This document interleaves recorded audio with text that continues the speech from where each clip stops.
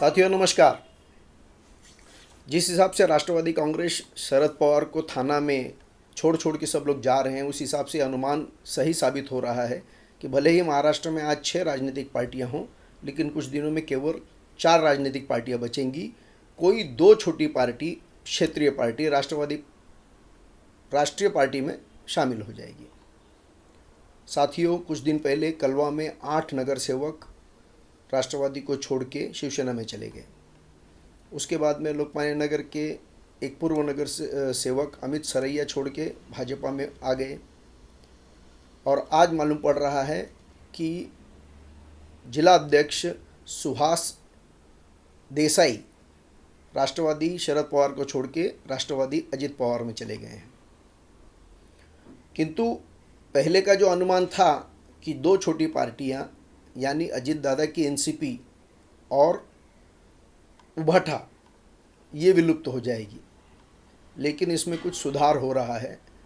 शरद पवार राष्ट्रवादी के लोग जिस हिसाब से अजित पवार की तरफ झुक रहे हैं, उस हिसाब से यह अनुमान यहाँ पे दुरुस्त करने लायक जरूर है। साथियों, 2019 के विधानसभा चुनाव में भाजपा शिवसेना युति को जो यश मिला था और उसके बाद में उद्धव ठाकरे जी ने जिस हिसाब से मुख्यमंत्री पद के लिए युति तोड़कर कांग्रेस और एनसीपी के साथ चले गए थे, और उसके 2.5 साल होते होते जिस हिसाब से उन्होंने अपने पार्टी के उभरते हुए नेताओं को एक तरीके से मर्यादित करने का प्रयास किया, उसी कड़ी में एकनाथ शिंदे के साथ में वही सलूक करते हुए उन्हें एकनाथ शिंदे जी साथ 40 विधायकों के साथ छोड़ के हट गए। और हुआ ये कि पार्टी का चिन्ह और पार्टी एकनाथ शिंदे जी को मिल गई और उद्धव ठाकरे जी को अपना अलग चिन्ह और अपनी पुरानी कुछ लोगों के साथ में, कुछ विधायकों के साथ में वो रह गए। लेकिन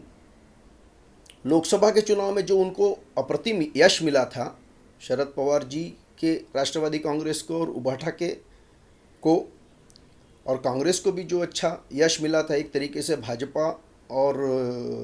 एकनाथ शिंदे जी की शिवसेना को एक झटका लगा और अनुमान अलग अलग लगाए जाने लगे।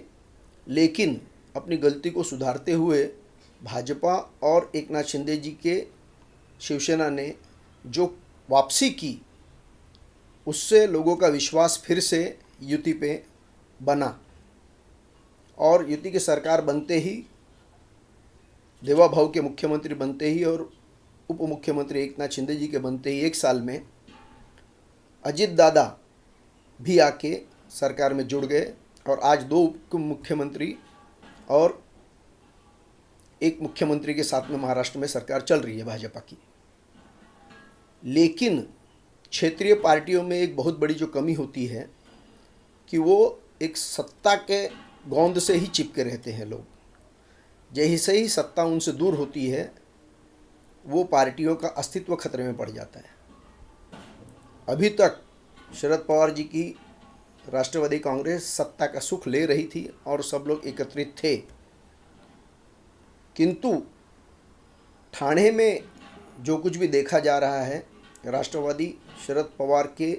राष्ट्रीय महासचिव जितेंद्र आव्हाड जी को पकड़ होने वाला जो क्षेत्र है, वहाँ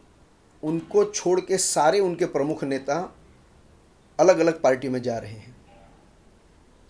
इससे 2 ही अंदाज़ा लगाया जा सकता है, या तो ये परिवार जो पवार परिवार है उसने ही तय कर लिया हो कि उनके परिवार को तोड़कर जिस हिसाब से पार्टियों को 2 हिस्सों में बांट दिया गया, उसके जो कारण थे, उसके कारणीभूत जो नेता थे उनको दंडित किया जाए और अपने परिवार को फिर से एकत्रित किया जाए। या तो ऐसा हो सकता है कि निकट भविष्य में आने वाले स्थानीय स्वराज्य संस्था या महापालिका के चुनावों के बाद में करीब 3-3.5 साल का राजनीतिक तरीके से यहाँ पे कोई भी बड़े ऐसे प्रमुख चुनाव नहीं आने वाले हैं। ऐसे में ऐसी पार्टियाँ जो छोटी हैं और उनके पास सत्ता भी नहीं है, तो उसके विघटन होने की संभावना बहुत अधिक हो जाती है। पिछले 6-7 साल से थाना में वैसे भी नगर सेवक नहीं है, एडमिनिस्ट्रेटर है। तो जितने भी नगर सेवक हैं वो काफ़ी समय से सत्ता से दूर हैं। लोकसभा चुनाव में उन्होंने मेहनत की, विधानसभा चुनाव में उन्होंने मेहनत की, और आने वाले स्थानीय स्वराज संस्था में अगर वो लोग कोई संभावना नहीं देख रहे हैं अपनी पार्टी की जीत की, तो उनका पार्टी से को छोड़कर ऐसे संगठन, ऐसी युति में, महाविकास छोड़कर महायुति में जाने की संभावना बहुत अधिक हो जा रही है।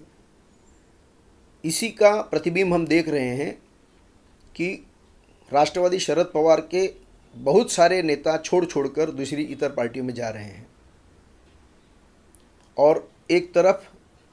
आगे आने वाले स्थानीय स्वराज्य संस्था के चुनाव में इनका कोई भविष्य नहीं होने की वजह से जो महायुति की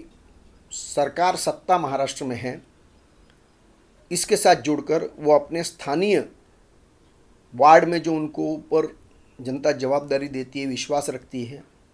उनको सहज रूप से निधि मिल सकती है, और आने वाले 3-3.5 साल तक वो लोग सत्ता में रह के बहुत कुछ बड़ा विधायक या मंत्री नहीं बन सकते हैं, लेकिन कम से कम अपने क्षेत्र के लोगों के बीच में उनका काम करके अपने राजनीतिक वजूद को कायम रख सकते हैं।